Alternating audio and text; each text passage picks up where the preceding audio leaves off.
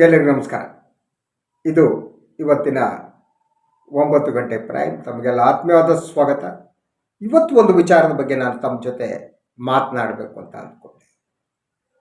ಅದು ಮುಖ್ಯ ವಾಹಿನಿಗಳಲ್ಲಿ ಅಂತಹ ಪ್ರಮುಖ ವಿಚಾರವಾಗಿ ಪ್ರಸ್ತಾಪ ಆಗಿಲ್ಲ.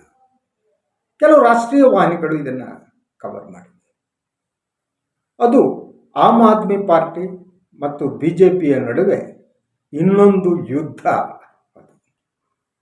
ಸೊ ಈ ಯುದ್ಧಕ್ಕೆ ಕಾರಣ ಏನು? ಅವರು ಒಬ್ಬ ಸಮಾಜ ಕಲ್ಯಾಣ ಸಚಿವರು, ಕೇಜ್ರಿವಾಲ್ ಅವರ ಸಂಪುಟದಲ್ಲಿ ರಾಜೇಂದ್ರ ಪಾಲ್ ಗೌತಮ್ ಅಂತ ಅವರು ಸಮಾಜ ಕಲ್ಯಾಣ ಸಚಿವರಾಗಿದ್ದರು. ಅವರು ಒಂದು ಈ ಬೌದ್ಧ ಧರ್ಮದ ಮತಾಂತರದ ಕಾರ್ಯಕ್ರಮದಲ್ಲಿ ಅವರು ಪಾಲ್ಗೊಂಡಿದ್ದರು. ಸೊ ಆ ಕಾರ್ಯಕ್ರಮದಲ್ಲಿ ಸುಮಾರು 7,000 ಜನ ಪಾಲ್ಗೊಂಡಿದ್ದರು. ಅವರು ಬೌದ್ಧ ಧರ್ಮಕ್ಕೆ ಮತಾಂತರವಾಗೋದಕ್ಕೆ ಹೊರಟಿದ್ದರು. ಸೊ ಬೌದ್ಧ ಧರ್ಮಕ್ಕೆ ಮತಾಂತರ ಆಗಬೇಕಾದ್ರೆ ಒಂದು ಪ್ರತಿಜ್ಞೆಯನ್ನು ಕೈಗೊಳ್ಳಲಾಗುತ್ತೆ. ಯೂಶ್ವಲಿ ಅದನ್ನ 1956ರಲ್ಲಿ ಬಾಬಾ ಸಾಹೇಬ್ ಅಂಬೇಡ್ಕರ್ ಅವರು ಬೌದ್ಧ ಧರ್ಮಕ್ಕೆ ಮತಾಂತರವಾಗುವಾಗ ಇದೇ ಪ್ರತಿಜ್ಞೆಯನ್ನು ಕೈಗೊಂಡಿದ್ದರು. ಸೊ ಈ ಕಾರ್ಯಕ್ರಮದಲ್ಲೂ ಅಷ್ಟೇ ಅದೇ ಪ್ರತಿಜ್ಞೆಯನ್ನು ಕೈಗೊಳ್ಳಲಾಗಿತ್ತು. ಸೊ ಪ್ರತಿಜ್ಞೆ ಇದ್ದ ವಿವರ ಇಷ್ಟೇ: ನಾನು ಹಿಂದೂ ಧರ್ಮದ ದೇವರುಗಳನ್ನು ನಾನು ನಂಬುವುದಿಲ್ಲ. ಸೊ ಅಂಬೇಡ್ಕರ್ ಅವರು ತಾವು ಗಣೇಶನನ್ನಾಗಲಿ ಗೌರಿಯನ್ನಾಗಲಿ ನಂಬಲ್ಲ ಅಂತ ತಗೊಂಡಿದ್ರು. ಇವರು ಕೃಷ್ಣನನ್ನಾಗಲಿ ಶಿವನನ್ನಾಗಲಿ ಬ್ರಹ್ಮನನ್ನಾಗಲಿ ನಾವು ನಂಬೋದಿಲ್ಲ, ನಾನು ಬುದ್ಧನನ್ನು ನಂಬ್ತೀವಿ ಅಂತ ಪ್ರತಿಜ್ಞೆ. ಸೊ ಈ ಪ್ರತಿಜ್ಞೆ ತೆಗೆದುಕೊಂಡದ್ದು BJPಯ ಕೆಂಗಣ್ಣಿಗೆ ಗುರಿಯಾಯಿತು. BJPಯವರು ತಕ್ಷಣ ಹೇಳಿಕೆ ನೀಡೋದಕ್ಕೆ ಪ್ರಾರಂಭಿಸಿದ್ರು. ಅದರಲ್ಲಿ ದೆಹಲಿ BJPಯ ಅಧ್ಯಕ್ಷರು ಇದ್ದರು, ಹಾಗೆ ಇನ್ನೂ ಕೆಲವರು ಕೂಡ ಹೇಳಿಕೆ ನೀಡೋದಕ್ಕೆ ಪ್ರಾರಂಭಿಸಿದ್ರು. ಇದು ಕೆಲವು ರಾಷ್ಟ್ರೀಯ ವಾಹಿನಿಗಳಲ್ಲಿ ಇವತ್ತು ಪ್ರಸಾರ ಆಯಿತು. BJPಯ ವಾದ ಏನು? BJPಯ ವಾದ ಇದು ಹಿಂದೂ ಧರ್ಮಕ್ಕೆ ಮಾಡಿದ ಅವಮಾನ ಅವರ ವಾದ. ಯಾಕೆಂದರೆ ನಾನು ಹಿಂದೂ ದೇವರನ್ನು ನಂಬುವುದಿಲ್ಲ ಅಂತ ಹೇಳುವುದು ಹಿಂದೂ ಧರ್ಮಕ್ಕೆ ಮಾಡಿದ ಅವಮಾನ. ಅಂತಹ ಪ್ರತಿಜ್ಞೆಯನ್ನು ಕೈಗೊಳ್ಳಬಾರದಿತ್ತು.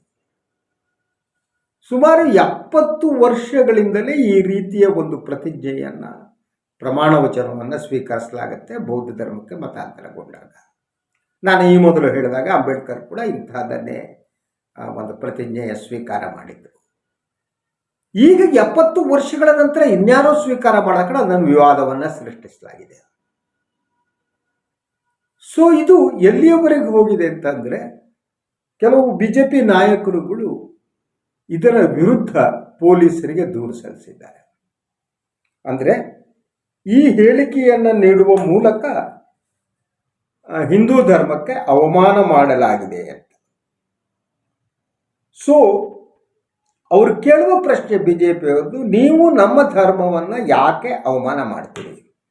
ನೀವು ಏನು ಬೇಕಾದರೂ ಮಾಡಿಕೊಳ್ಳಿ, ನಮ್ಮ ಧರ್ಮವನ್ನು ಅವಮಾನ ಮಾಡಿದರೆ ನಾವು ಸಹಿಸೋದಿಲ್ಲ. ಇದು BJP ನಾಯಕರ ಹೇಳಿಕೆ. ಸೊ ಅದರ ಜೊತೆಗೆ ಅವರು ಹೇಳ್ತಾರೆ, ನಿಜವಾದ ಬೌದ್ಧರು ಹಿಂದೂ ಧರ್ಮಕ್ಕೆ ಅವಮಾನ ಮಾಡೋದಿಲ್ಲ, ಯಾಕೆಂದರೆ ಗೌತಮ ಬುದ್ಧ ಕೂಡ ಹಿಂದೂ ಆಗಿದ್ದ ಅನ್ನುವ ಒಂದು ಸಮಜಾಯಿಷಿಯನ್ನು ಅವರು ಕೊಡ್ತಾರೆ. ಆದರೆ ಈ ಬಗ್ಗೆ ಅಂಬೇಡ್ಕರ್ ಯಾವ ಪ್ರತಿಜ್ಞೆಯನ್ನು ಕೈಗೊಂಡ್ರು ಅನ್ನೋದ್ರ ಬಗ್ಗೆ ಮಾತನಾಡಲ್ಲ. ಅಂಬೇಡ್ಕರ್ ಬಗ್ಗೆ ಮಾತನಾಡಿಸೋದಕ್ಕೆ, ಟೀಕಿಸೋಕ್ಕೆ ಧೈರ್ಯ ಇಲ್ಲ ಅವರಿಗೆ.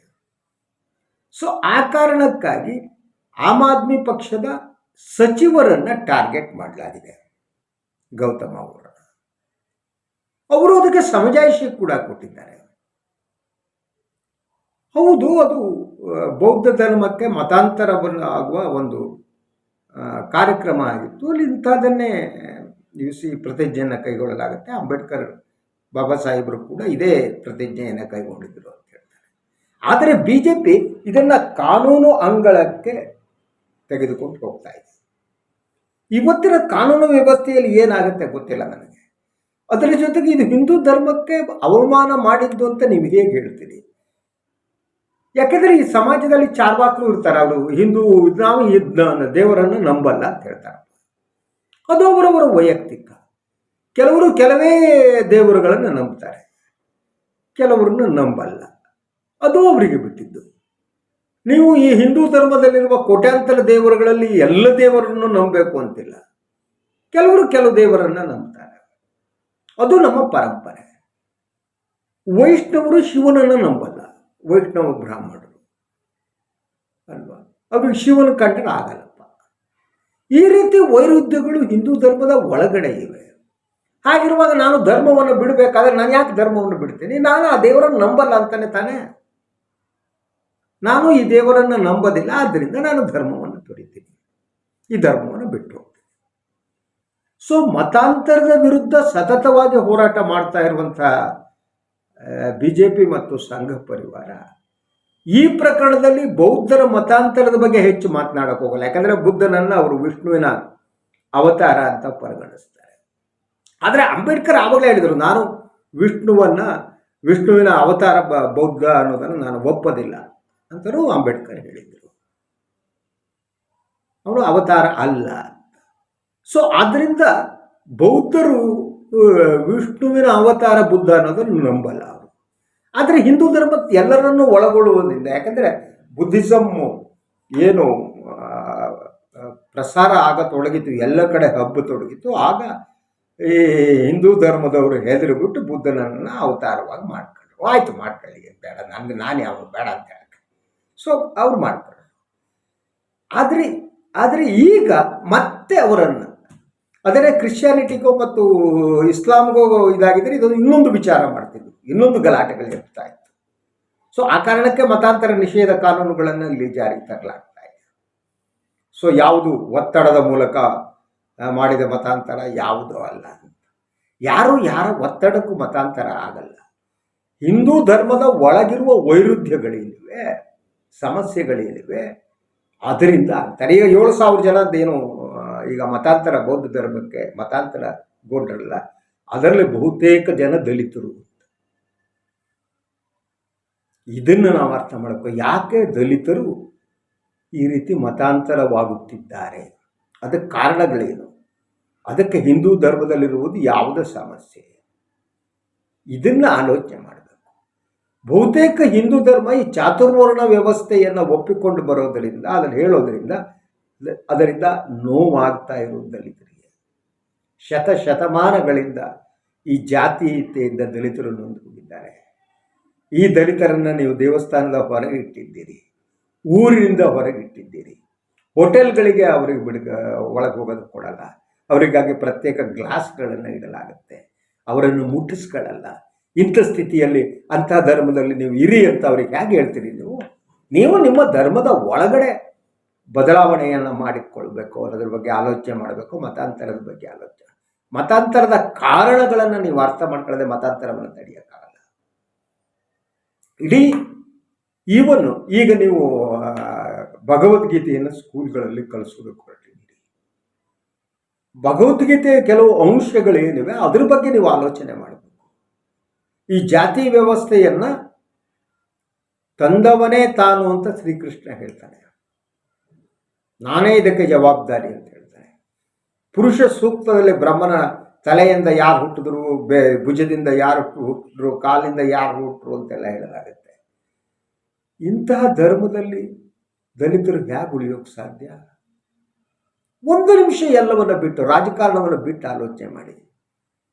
ನೀವು ಅಸ್ಪೃಶ್ಯತೆಯನ್ನು ತೊಡೆದು ಹಾಕದ ಹೊರತು ನೀವು ಮತಾಂತರವನ್ನು ತಡೆಯೋಕ್ಕಾಗಲ್ಲ. ಹಾಗೆಯೇ ನಿಮ್ಮ ಸಂಘ ಪರಿವಾರದ ಸಂಘಟನೆಗಳಿವೆಯಲ್ಲ, ಅಲ್ಲಿ ಯಾವ ದಲಿತರನ್ನು ತಾವು ಉನ್ನತ ಸ್ಥಾನಕ್ಕೆ ಕೂಡಿಸಿದ್ದೀರಿ? RSS ಸರ್ಸಂಘ ಚಾಲಕರ ಸ್ಥಾನ ಇದೆಯಲ್ಲ, ಅದರಲ್ಲಿ ಏನಾದರೂ ತಾವು ದಲಿತರಿಗೆ ಅವಕಾಶ ಕೊಟ್ಟಿದ್ದೀರಾ? ಮಹಿಳೆಯರಿಗೆ ಅವಕಾಶ, ಮೊನ್ನೆ ಫಸ್ಟ್ ಟೈಮು ದಸರಾ ದಿನ ವಿಜಯದಶಮಿ ದಿವಸ ಒಂದು ಮಹಿಳೆಯನ್ನು ಕರೆದಿದ್ರು. ಅಲ್ಲಿ ಮಹಿಳೆಯರಿಗೂ ಎಂಟ್ರೆನ್ಸ್ ಇಲ್ಲ RSSನಲ್ಲಿ ಅಲ್ವಾ? ಮಾಡಿದ್ದೀರಾ? ಸರ್ಸಂಘ ಚಾಲಕರನ್ನಾಗಿ ಮಹಿಳೆಯರನ್ನು ದಲಿತರನ್ನು ಮಾಡಿಲ್ವಲ್ಲ? ಸೊ ಇಂಥ ತಾರತಮ್ಯ ಇರುವಂಥ ಸಂದರ್ಭದಲ್ಲಿ ಅವರು ಬೌದ್ಧ ಧರ್ಮಕ್ಕೆ ಹೋದರೆ ನೀವಾಕಿ ಹಿಂದೆ ಮುಂದೆ ಕೆಳಗೆ ಮೇಲೆ ಯಾಕೆ ಹಾಕತ್ತೀರಪ್ಪ? ನಿಮಗೆ ಮತಾಂತರ ಸಿಟ್ಟು ಯಾಕೆ ಬರುತ್ತೆ? ನಿಮ್ಗೆ ಸಿಟ್ಟು ಬರೋದಕ್ಕೆ ಅದರ ಬದಲು ನೀವೆಲ್ಲ ಮಠಾಧಿಪತಿಗಳು ಯಾರು ಹಿಂದೂ ಧರ್ಮದ ಒಳಗಡೆ ಇರುವ ಈ ತಾರತಮ್ಯವನ್ನು, ಜಾತಿ ವ್ಯವಸ್ಥೆಯ ಪುಷ್ಟೀಕರಣವನ್ನು ತಾವು ತೊಡೆದು ಹಾಕೋದಕ್ಕೆ ಯತ್ನ ಮಾಡಬೇಕಲ್ವ. ಆವಾಗ ಅದಕ್ಕೊಂದು ಬೆಲೆ ಬರುತ್ತೆ. ಆವಾಗ ನೀವು ಹಿಂದೂ ಧರ್ಮದಲ್ಲಿ ಯಾವುದೇ ಧರ್ಮ ಒತ್ತಾಯದಿಂದ ಯಾರನ್ನಾದರೂ ಇಟ್ಟುಕೊಳ್ಳೋದು ಸಾಧ್ಯ ಇಲ್ಲ. ಅದು ವೈಯಕ್ತಿಕ ಆಯ್ಕೆ. ಈ ದೇಶದಲ್ಲಿ ಧಾರ್ಮಿಕ ಸ್ವಾತಂತ್ರ್ಯ ಇದೆ. ನಾವು ಯಾವ ಧರ್ಮವನ್ನು ಬೇಕಾದರೂ ನಾವು ಈ ದೇಶದಲ್ಲಿ ಒಪ್ಬೋದು, ಅದು ಸಂವಿಧಾನಬದ್ಧವಾದ್ದು. ಆದರೆ BJP ಒಬ್ಬ ಶಾಂತ್ ಪ್ರಕಾಶ್ ಜಾಟವ್ ಅಂತ ಅವರು UP BJP ಅಧ್ಯಕ್ಷರು, ಅವರು ನೀಡುವ ಹೇಳಿಕೆ ಇದು ಸಂವಿಧಾನ ವಿರೋಧಿ ಅಂತೆ. ಯಾವುದು ಸ್ವಾಮಿ ಸಂವಿಧಾನ ವಿರೋಧಿ? ನಾನು ಶ್ರೀಕೃಷ್ಣನನ್ನು ನಂಬುವುದಿಲ್ಲ, ನಾನು ಶಿವನನ್ನು ನಂಬೋದಿಲ್ಲ, ನಾನು ವಿಷ್ಣುವನ್ನು ನಂಬೋದಿಲ್ಲ, ನಾನು ಬ್ರಹ್ಮನನ್ನು ನಂಬೋದಿಲ್ಲ, ನಾನು ಅವತಾರಗಳನ್ನು ನಂಬೋದಿಲ್ಲ ಅಂತ ಹೇಳೋದು ಹೇಗೆ ಅದು ಸಂವಿಧಾನ ವಿರೋಧಿ ಆಗುತ್ತೆ? ಈ ರೀತಿ ಪ್ರತಿಜ್ಞೆ ತೆಗೆದುಕೊಂಡ್ರೆ ಅದು ಹೇಗೆ ಸಂವಿಧಾನ ವಿರೋಧಿ ಆಗುತ್ತೆ? ಸಂವಿಧಾನ ವಿರೋಧಿ ಅಂದರೆ ಏನು ಹೇಳಬೇಕಲ್ವಾ? ಆದರೆ ಆಂತರಿಕವಾಗಿ ನಿಮಗೆ ಭಯ ಇದೆ. ಅದು ರಾಜಕೀಯ ಕಾರಣದಿಂದ ಭಯವೇ ಹೊರತು ಧಾರ್ಮಿಕ ಕಾರಣದಿಂದ ಬಂದ ಭಯವಲ್ಲ. ಅಂದರೆ ನೀವು ಅಸ್ಪೃಶ್ಯತೆಯನ್ನು, ಜಾತಿವಾದವನ್ನು ಇಟ್ಟುಕೊಂಡೇನೆ ತಾವು ಹಿಂದೂಗಳು, ನಾವೆಲ್ಲ ಹಿಂದೂ, ನಾವೆಲ್ಲ ಒಂದು ಅಂತ ಹೇಳೋದಕ್ಕೆ ಇಷ್ಟಪಡ್ತೀರಿ. ಹಾಗಲ್ಲ, ಅದು ಸಾಧ್ಯ ಇಲ್ಲ. ಅದು ನಿಮಗೆ ಬೇಕಾಗಿದೆ. ಅಂದರೆ ಯಾವುದೇ ಒಂದು ಧರ್ಮ, ನಾನು ಬಹಳ ಸಂದರ್ಭದಲ್ಲಿ ಹೇಳ್ತಾ ಇರ್ತೀನಿ, ಆ ಕಾಲದ ಜೊತೆ ಮುಖಾಮುಖಿ ಆಗಬೇಕು. ಹಾಗಿದ್ದಾಗ ಮಾತ್ರ ಆ ಧರ್ಮ ಉಳಿಯುತ್ತೆ. ಈಗ ಹಿಂದೂಯಿಸಮ್ 5,000 ವರ್ಷಗಳ ಇತಿಹಾಸ ಇದೆ, ಇಸ್ಲಾಂಗೆ 1,500 ವರ್ಷಗಳ ಇತಿಹಾಸ ಇದೆ. It's A youngest religion. ಧರ್ಮ ಅನ್ನುವುದು ನಿಂತ ನೀರಾದ ತಕ್ಷಣ ಸಮಸ್ಯೆ ಆಗುತ್ತೆ. ಅದು ಹಿಂದೂಯಿಸಮ್ ಇರಲಿ, ಇಸ್ಲಾಂ ಇರಲಿ, ಕ್ರಿಶ್ಚಿಯಾನಿಟಿ ಇರಲಿ, ಯಾವುದೇ ಇರಲಿ. ಅದು ಇವತ್ತಿನ ಸಮಾಜದ ಜೊತೆ ಮುಖಾಮುಖಿ ಆಗುತ್ತಾ ಆ ಧರ್ಮದಲ್ಲಿ ಸಂವಿಧಾನ ವಿರೋಧಿಯಾದಂಥ ಅಂಶಗಳಿದ್ದರೆ ಅದನ್ನು ತೊಡೆದಾಕುವ ಕೆಲಸ ಆಗಬೇಕು. ಸಂವಿಧಾನವೇ ಧರ್ಮ ಗ್ರಂಥ ಆಗಬೇಕು. ಆದರೆ ನಿಮ್ಮ ಧರ್ಮ ಗ್ರಂಥ ಸಂವಿಧಾನ ವಿರೋಧಿಯಾಗಿದ್ದರೆ, ಅದು ಜಾತೀಯತೆಯನ್ನು, ಕೋಮುವಾದವನ್ನು ಆಚರಿಸ್ತಾ ಬರ್ತಾ ಇದ್ದರೆ, ಈ ಎಲ್ಲರೂ ಆ ಧರ್ಮದಲ್ಲಿ ಉಳಿರಿ ಅಂತ ಹೇಗೆ ಹೇಳ್ತೀರಿ ನೀವು? ಅದು ಹೇಗೆ ಹೇಳೋಕ್ಕೆ ಸಾಧ್ಯ? ಯಾರು ಒಂದು ಧರ್ಮದಲ್ಲಿ ಅವಮಾನಿತರಾಗಿರ್ತಾರೋ ಅವರು ಇನ್ನೊಂದು ಧರ್ಮದಲ್ಲಿ ನನಗೆ ಸಮಾನತೆ ಸಿಗಬಹುದು ಅಂತ ಹೋಗ್ತಾರೆ. ಈ ಟ್ರೆಂಡ್ ಬೆಳೀತಾ ಹೋಗುತ್ತೆ. ಈಗ ನೀವು ಭಗವದ್ಗೀತೆಯನ್ನು ಬೋಧಿಸೋದಕ್ಕೆ ಸ್ಕೂಲಲ್ಲಿ ಪ್ರಾರಂಭ ಮಾಡಿದ್ದೀರಿ. ಇಂತಹ ಕ್ರಮಗಳೇನಿವೆ, ಇಂತಹ ಕ್ರಮಗಳು ಸಮಾಜದಲ್ಲಿ ದಲಿತರು, ಹಿಂದುಳಿದ ವರ್ಗದವರು ಏನಿದ್ದಾರೆ, ಕಾಲಿನಲ್ಲಿ ಹುಟ್ಟಿದವರು, ಸೊಂಟದಲ್ಲಿ ಹುಟ್ಟಿದವರು ಅಂತಿರಲ್ಲ, ಅವರೆಲ್ಲ ಇದಕ್ಕೆಲ್ಲ ಪ್ರತಿಭಟಿಸುವುದು ಸ್ಥಿತಿ ಬರ್ಬೋದು. ಅದರ ಜೊತೆಗೆ ಮತಾಂತರ ಹೆಚ್ಚಾಗ್ತಾ ಹೋಗ್ಬೋದು. ಆದ್ದರಿಂದ ನನ್ನ ಅಭಿಪ್ರಾಯದಲ್ಲಿ ಹಿಂದೂ ಧರ್ಮದ ನಿಮ್ಮ ಯಾವುದ್ಯಾವುದು ಧರ್ಮ ಸಂಸತ್ತು ಅದರಲ್ಲಿ ಕೂತು ಯೋಚನೆ ಮಾಡಬೇಕಂತ. ಅಲ್ಲಿ ಇಸ್ಲಾಂ ವಿರೋಧವನ್ನು ಬೋಧಿಸೋದಲ್ಲ, ಹಿಂದೂ ಧರ್ಮದ ಒಳಗಡೆ ಯಾವ ರೀತಿಯ ಬದಲಾವಣೆಗಳಾಗಬೇಕು, ಈ ಭಗವದ್ಗೀತೆಯಲ್ಲಿರುವ ಒಳ್ಳೆಯ ಅಂಶಗಳನ್ನು ತೆಗೆದುಕೊಳ್ಳೋಣ. ಆದರೆ ಮನುಷ್ಯ ವಿರೋಧಿಯಾದ ಅಂಶಗಳನ್ನು ತೆಗೆದುಕೊಳ್ಳೋದಕ್ಕಾಗಲ್ಲ. ಆವಾಗ ಸಮಾಜ ಮತ್ತೆ ಒಳಗಡೆ ವಿಘಟಿಸ್ತಾ ಹೋಗುತ್ತೆ, ವಿಘಟನೆ ಪ್ರಾರಂಭ ಆಗುತ್ತೆ. ಮತ್ತು ಅದರ ಜೊತೆಗೆ ನೀವು ಭಗವದ್ಗೀತೆಯನ್ನು ನಾನು ಓದಿನ ನನ್ನ ಕೈಯಲ್ಲಿ ಭಗವದ್ಗೀತೆಯ ಕನ್ನಡ ಇದೆ ನೋಡಿ, ನಾನು ಇಟ್ಕೊಂಡಿದ್ದೀನಿ ನೋಡೋದಕ್ಕೆ. ಇದರಲ್ಲಿ ಇರುವ ಕೆಲವು ಅಂಶಗಳೇನಿವೆ ಅದು ಮಕ್ಕಳಿಗೆ ಬೋಧಿಸಿದರೆ ಏನಾಗುತ್ತೆ? ಅದರಲ್ಲಿ ಬಹಳಷ್ಟು ವಿಚಾರಗಳು ಏನು 15 ಚಾಪ್ಟರ್ಗಳಿವೆ. ಪ್ರತಿ ಚಾಪ್ಟರ್ದು ಸಣ್ಣ ಮಕ್ಕಳಿಗೆ ಅದು ತಲುಪುವುದೇ ಅಲ್ಲ, ವಿದ್ಯಾರ್ಥಿಗಳಿಗೆ ತಲುಪೋದಲ್ಲ. ಅದರಲ್ಲಿ ಕೆಲವು ಆಧ್ಯಾತ್ಮ ಇದೆ, ಕೆಲವು ಬದುಕಿನ ಬಗ್ಗೆ ಮಾತನಾಡೋದಿದೆ, ಜ್ಞಾನ ಯೋಗ ಇದೆ, ಸಾಂಖ್ಯ ಯೋಗ ಇದೆ, ಬೇರೆ ಬೇರೆ ಯೋಗದ ಬಗ್ಗೆ ಮಾತಾಡ್ತಾ ಹೋಗ್ತಾರೆ. ಇದೆಲ್ಲ ಮಕ್ಕಳ ತಲೆಯಲ್ಲಿ ಹಾಕ್ಬಿಟ್ಟು ಅವ್ರ ತಲೆನೂ ಕೆಡಿಸ್ಬಿಟ್ಟು ಅದು ಅರ್ಥ ಆದ್ರೆ ತಲೆ ಕೆಡುತ್ತೆ. ಇಲ್ಲದೆ ಮೆಕ್ಯಾನಿಕಲ್ ಆಗಿ ಭಟ್ರ ಮಂತ್ರ ಹೇಳ್ದಂಗೆ ಆ ಮಂತ್ರ ಅಂದರೆ ಏನು, ಅದರ ಶಕ್ತಿ ಏನು ಹೇಳಿದ್ರೆ ವಟ ವಟ ಅಂದ್ಕೊಂಡು ಹೋಗ್ಬೇಕು, ಅದು ಯಾವ ಪ್ರಯೋಜನ ಆಗಲ್ಲ. ನಮ್ಮ ಶಿಕ್ಷಣ ಸಚಿವರಿಗೆ ಇದೆಲ್ಲ ಅರ್ಥ ಆಗುತ್ತೆ ನಾನು ಅಂದ್ಕೊಂಡಿಲ್ಲ. ಅವರು ಇಂಥದ್ದನ್ನು ಅರ್ಥ ಮಾಡಿಕೊಳ್ಳುವ ಸ್ಥಿತಿಯಲ್ಲಿ ಇಲ್ಲ ಅನ್ನೋದೇ ನನ್ನ ನಂಬಿಕೆ. ಒಂದು BJP ಮತ್ತು ಸಂಘ ಪರಿವಾರದ ಎಜೆಂಡಾವನ್ನು ಹೇರುವುದಷ್ಟೇ ಅವರ ಉದ್ದೇಶವೇ ಹೊರತು ಬೇರೆ ನನಗೆ ಕಾಣ್ತಾ ಇಲ್ಲ. ಸೊ ಈ ಸ್ಥಿತಿಯಲ್ಲಿ ಯೋಚನೆ ಬೇಕಾಗಿದೆ. ಎಲ್ಲ ಧರ್ಮಗಳಲ್ಲೂ ಕೂಡ ಆಂತರಿಕವಾಗಿ ಒಂದು ನಿಕಷ, ಆಂತರಿಕವಾದ ಒಂದು ಆಲೋಚನೆ ನಡೀಬೇಕು. ಧರ್ಮವನ್ನು ಇವತ್ತಿನ ಕಾಲಘಟ್ಟಕ್ಕೆ ಹೊಂದದ ಅಂಶಗಳನ್ನು ತೆಗೆದುಹಾಕುವಂಥ, ಅದು ಇಸ್ಲಾಂ ಇರಲಿ, ಹಿಂದೂಯಿಸಮ್ ಇರಲಿ, ಕ್ರಿಶ್ಚಿಯನ್ ಯಾವುದೇ ಇರಲಿ, ಅದಿಲ್ಲ ಅಂದರೆ ಸಮಸ್ಯೆ ಪ್ರಾರಂಭ ಆಗುತ್ತೆ. ಇಸ್ಲಾಂ ಸಂಬಂಧಪಟ್ಟಂತೆ ನೀವು ಇರಾನ್ದಲ್ಲಿ ಏನು ನಡೀತಾ ಇದೆ ಅನ್ನೋದು ನಮ್ಗೆ ಗೊತ್ತಿದೆ. ಸೊ ಒಂದು ಕಾಲದಲ್ಲಿ ಆ ಕಾಲದ ಜೊತೆ ಧರ್ಮ ಮುಖಾಮುಖಿ ಆಗದಿದ್ದರೆ, ಸಂಘರ್ಷ ನಡೀತಾ ಬೆಳೀತಾ ಹೋಗದೇ ಇದ್ದರೆ ಆ ಧರ್ಮವನ್ನು ಉಳಿಸೋಕ್ಕಾಗಲ್ಲ.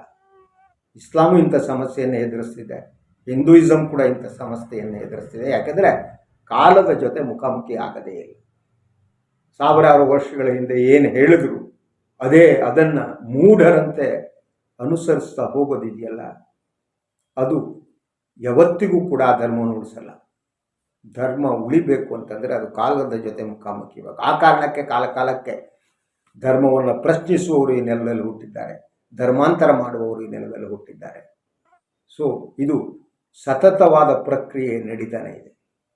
ಸೊ ಆದ್ದರಿಂದ ಈಗ BJP ಸುಮ್ಮನೆ ಮತಾಂತರದ ಬಗ್ಗೆ ಕೂಗಾಡ್ತಾ, ಅದರ ಜೊತೆಗೆ ನಾವು ಹಿಂದೂ ಇಂಥ ದೇವರನ್ನು ನಂಬುವುದಿಲ್ಲ ಅಂತ ಹೇಳಿದರೆ ಅದಕ್ಕೆ ಕೇಸ್ ಹಾಕ್ತಾ, ಅವ್ರನ್ನ ತೊಂದರೆಗೆ ಸಿಕ್ಕಾಕ್ಸ್ತಾ, ಅವ್ರ ಪೊಲೀಸ್ ಸ್ಟೇಷನ್ನು ನ್ಯಾಯಾಲಯಕ್ಕೆ ಓಡಾಡೋ ಮಾಡೋದಿದೆಯಲ್ಲ, ಇದು ಮನುಷ್ಯ ಧರ್ಮ ಅಲ್ಲ.